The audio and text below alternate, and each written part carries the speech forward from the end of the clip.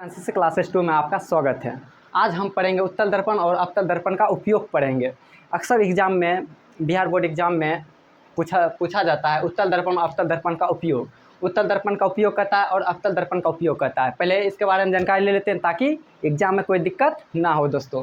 चलिए आज जानते हैं उत्तल दर्पण का उपयोग। देखो, उत्तल दर्पण का उपयोग है ना दोस्तों, मोटर गाड़ी में और बस, वाहन, नेत्र में उत्तल दर्पण का उपयोग किया जाता है। पूछता है उत्तल दर्पण का उपयोग कहाँ किया जाता है? मोटर गाड़ी में किया जाता है, बस में किया जाता है। बस में किस जगह में किया जाता है?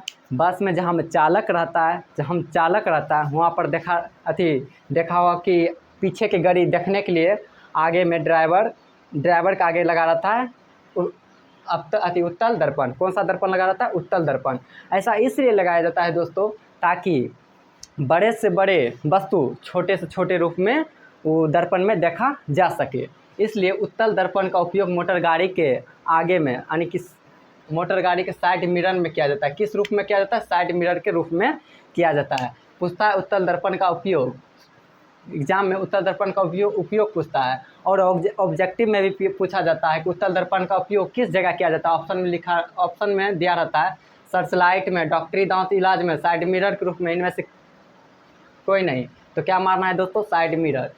तो उत्तल दर्पण का उपयोग मोटर गाड़ी, बस, वाहन, नेत्र में किया जाता है। नेत्र नहीं होगा दोस्तों, नेत्र नहीं होगा। उत्तल लेंस होता है, लेंस, लेकिन दर्पण में पढ़ रहे हैं ना, तो नेत्र में नहीं किया जाता है। मोटर गाड़ी, बस, वाहन में किया जाता है किसका? उत्तल दर्पण का उपयोग। ठीक है दोस्तों, फिर से बोलते चाहिए अवतल दर्पण के बारे में जानकारी लेंगे, यानी कि अवतल दर्पण का उपयोग के बारे में जानकारी लेंगे, क्योंकि इसका भी पूछता है एग्जाम में, इसलिए इसको मिस नहीं करेंगे। चलिए दोस्तों, आज अवतल दर्पण के बारे में आज समझ लेते हैं। चलिए दोस्तों, अवतल दर्पण का उपयोग, इसका उपयोग निम्नलिखित होता है, लेकिन जो मुख्य है उसके बारे में जान लेते हैं। एग्जाम में पूछता है अवतल दर्पण का उपयोग 4 गो लिखे, 3 गो लिखे, ऐसे पूछता है। तो 4 5 गो पॉइंट है हमारे पास, जो कि इसी को याद कर लेना ताकि एग्जाम में बेहतर से बेहतर कर सके।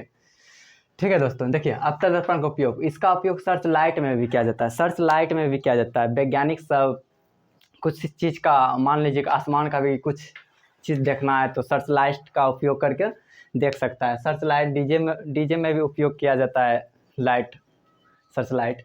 देखिए हजामती दर्पण यानी सैलून में भी अवतल दर्पण का उपयोग किया जाता है। मानव का दाढ़ी यानी बड़ा बड़ा दिखने के लिए अवतल दर्पण का उपयोग किया जाता है। कहाँ पर? सैलून में कौन सा दर्पण का उपयोग किया जाता है? अवतल दर्पण का उपयोग। कौन सा दर्पण का उपयोग किया जाता है दोस्तों? सैलून में अवतल दर्पण का उपयोग किया जाता है। और डॉक्टर दांत इलाज में डॉक्टर दांत के इलाज